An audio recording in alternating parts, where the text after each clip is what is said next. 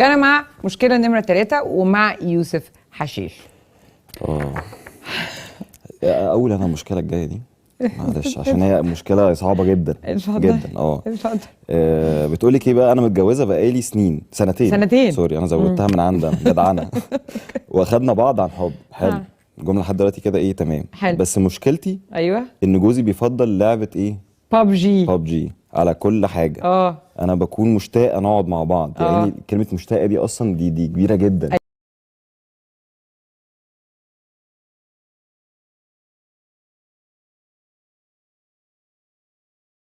ايوه مش مثلا وحشني، انا أيوة. مشتاقه. ايوه اللي هو يعني بص حتى أيوة. اعمل لي شاور لي كده باي باي اي حاجه، حسيت ان انا موجوده.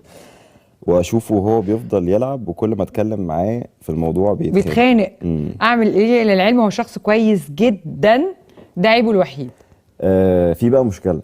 إيه؟ انت ما تعرفوش اصلا، انت ما قابلتوش قبل كده. ازاي؟ ما هو قاعد بيلعب كده كده وما قعدش معاها قبل كده، هي ما تعرفش ايه مشاكله. لا. هي لو عرفته اكتر هتعرف ان هو عنده عيوب تانية، صدقيني والله. هما لو قعدوا مع بعض واتكلموا كده هتلاقي اصلا ما تعرفش نبره صوته ايه. انت كده هتطلقهم من بعض. لا مش الدرجه دي، يعني ممكن نقطع النت مثلا. ليه وتقطع النت؟ ما تدخل هي تلعبوا جوه بابجي وبالحلل بقى ايه دور عليه جوه الماب، تعالى بقى. أيوة انا مش عارفه اكلمك جوه تدخل تلعب معاه انه في بابجي. أيوة. ان هي اسمها سهى. ده فخ. لا هتصاحبه جوه اللعبه، وبعد كام شهر تقول له على فكره انا سهى، فيحبها جوه اللعبه ويحبها بره اللعبه. ده موضوع شائك جدا. انا خايف انا خايف ان هو ايه ليه؟ يقلب خيانه.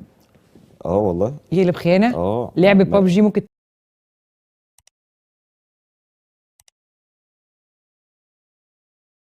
تقلب خيانه؟ لا مش لعبه بابجي. هو ليه بيلعب مع سهى وقعد بيتعرف عليها جوه بابجي؟ طب ما نهى جوه البيت، ما ممكن نتكلم معاها. فاهماني؟ طب خلاص تقول له هلعب معاك. مفيش مشكله. في بقى حركه ايه وهم سايقين العربيه، تقوم هي فاتحه القنبله، تقوم مفجره نفسها بالعربيه بيه. والله ده بنعمل كده دايما في اللعبه. اللعبه دي فيها كده؟ فانا انصحها. هي اللعبه دي ايه يا يوسف؟ يعني الناس بتدخل تتعلق بعض من جوه يعني؟ لا لا لا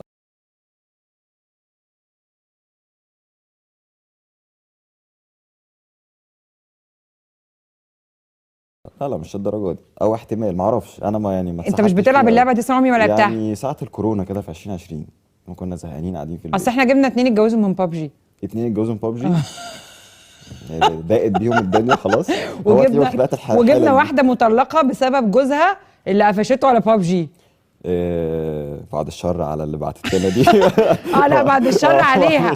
بصي انا عندي فكره، بس يوسف فعلا قال طب افرضي هو فعلا قبل ان هو يلعب مع سهى وانتي نهى، هيبقى خانك مع سهى يا نهى. بالظبط. فقولي له انا هخش العب معاك اللعبه، يمكن لما تعملي حاجه اللي هو بيحبها، طالما هو ده عيبه الوحيد زي ما انتي بتقولي والله اعلم، تصاحبيه يصاحبك.